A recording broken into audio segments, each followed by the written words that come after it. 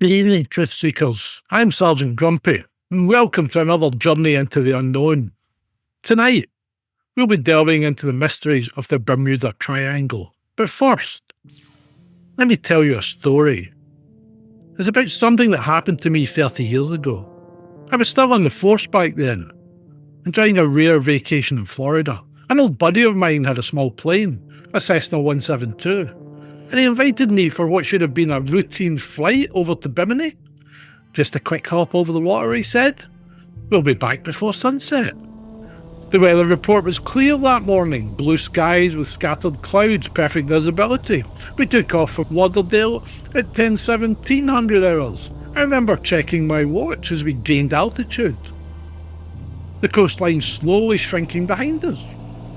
About 30 minutes into the flight, the instruments started behaving strangely. The compass spun erratically, first clockwise, then counterclockwise. Tom, my pilot friend, tapped on the glass, confused. Never seen anything like this, he muttered.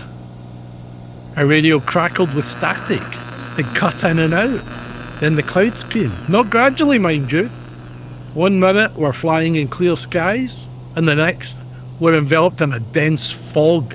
It seemed to materialise from nowhere. The temperature in the cabin dropped dramatically. I could see my breath.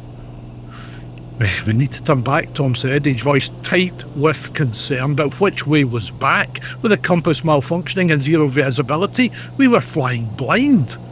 And then, that's when we saw it. Through a momentary break in the clouds, a ship. Not on the water, where it should have been, but suspended in mid-air, as if the ocean itself had risen up around it. It was an old vessel, something from the 20s, 30s. It was rusted and abandoned. As we circled closer, I could make out the name painted on its hull, USS Cyclops. My blood ran cold. Anyone familiar with Bermuda Triangle lore knows the Cyclops disappeared without a trace in 1918, taking 309 souls with it. Yet here it was, suspended in this strange mist, decades later. Tom banked hard, trying to maintain visual contact, but the fog closed in again. The plane shuddered violently and the engine sputtered again, stopped. We were going down. I braced for impact, but instead of hitting water, we experienced a sensation like passing through a membrane. The turbulence stopped instantly. We emerged from the fog. We were flying in clear skies. What the hell just happened? Tom's hands were shaking on the controls. Below the ocean stretched out, normal as can be. No floating ship, no fog bank. Our instruments were functioning perfectly again.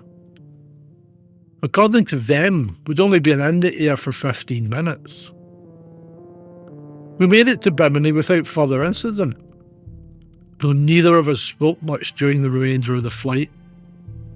When we landed and checked the time, 5 hours had passed since takeoff, despite our instruments indicating the 30-40 minute journey.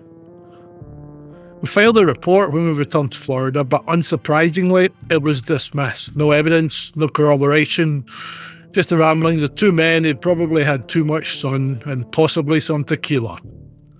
Spent years afterwards researching the Cyclops, trying to make sense of what we'd seen. I interviewed surviving family members of the crew, dug through naval archives, even consulted with physicists about the possibility of temporal anomalies in that region. Last year I received an envelope in the mail. No return address. Inside was a photograph, yellowed with age. Showed the crew of the Cyclops, standing on deck before the final voyage. But more than that, right there, in the second row, quite visible and unmistakable, was my own face staring back at the camera. I've never shown this photograph to anyone until now. Next week, I'll be going back to Florida. I'm going to take a chartered boat to the exact coordinates where Tom and I encountered the anomaly. Whatever the truth is, I intend to find it. And so, Is the Bermuda Triangle a portal through time, a gateway to another dimension? Or is there a more rational explanation for these mysteries? That's what Ed and I will be exploring tonight as we delve into the Bermuda Triangle and the mysteries around it. But remember how I said this happened 30 years ago? Well, here's the thing. According to my police records, my personal journals, and my family testimonies, even photographs, I never went to Florida then. I have no pilot friend named Tom. There's no record of any flight plan filed under my name. And the strangest part, that photograph apparently wasn't delivered last year. I found it on Monday in a storage box upstairs. A box I have no memory of owning. What does this mean? Am I losing my mind? Or did something truly unexplainable happen? More importantly, am I destined to board that ship in the past? Am I going to complete a circle I didn't know I was part of? Join us as Ed and I begin our investigation into the mysteries of the Bermuda Triangle, where nothing is quite what it seems, and even memories can't be trusted. John and Ed, they're on patrol, chasing shadows, heart and soul.